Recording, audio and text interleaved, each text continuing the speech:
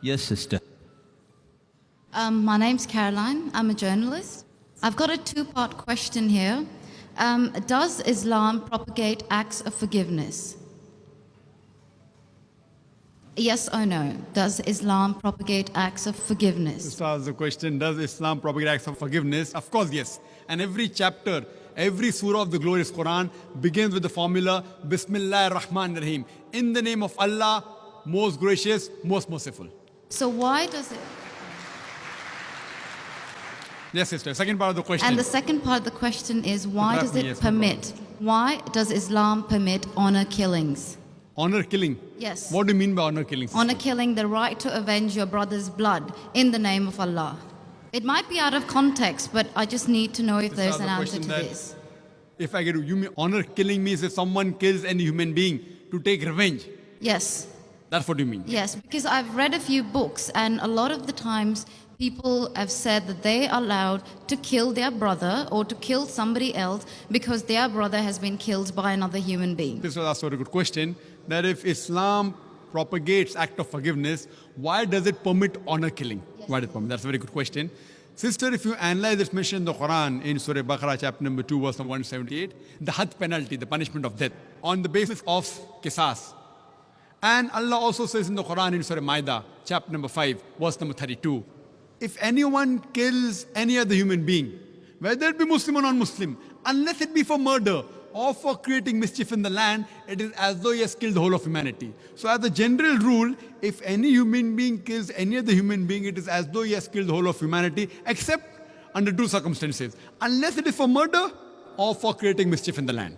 Now, there are two exceptions where Islam gives permission where you can kill any other human being. Number one is, if that person has committed murder, which comes in your scope of question, honor killing. Number two is if he is creating fasad, corruption in this land. Again, this is not compulsory.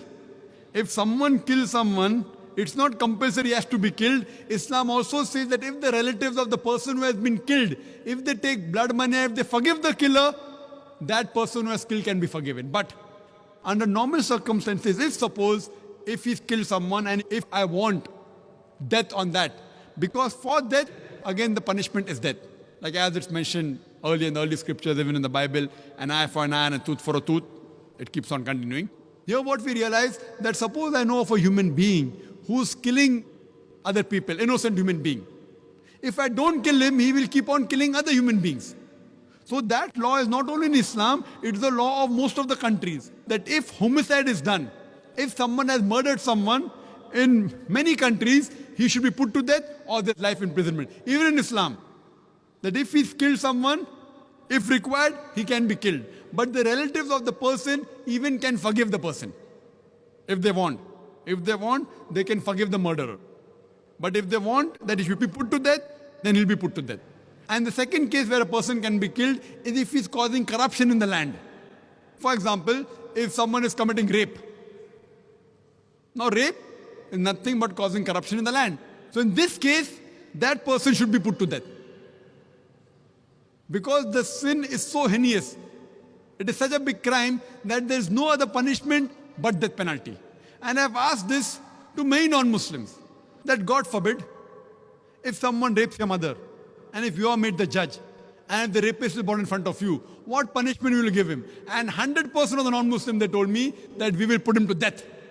Some went to the extreme of saying we will torture him to death. So why these double standards?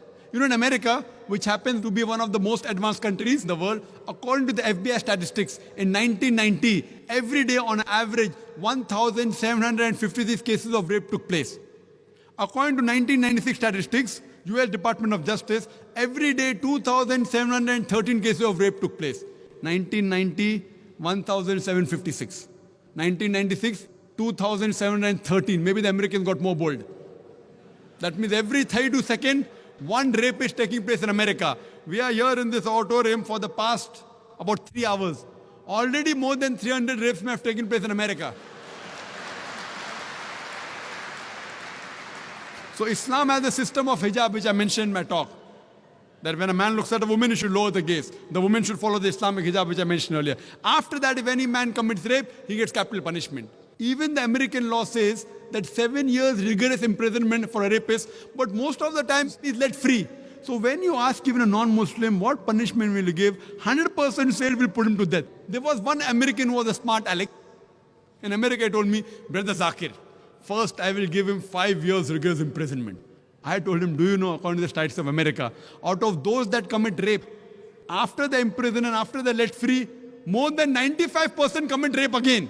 So if you want your daughter and your mother to be raped again, you're most welcome. I don't want that. So he said, if that's the case, in the first time itself, put him to death. So in such cases, where there's corruption of land like rape, etc., Islam gives permission, death penalty can even be given for that case. Hope that answers the question, sister.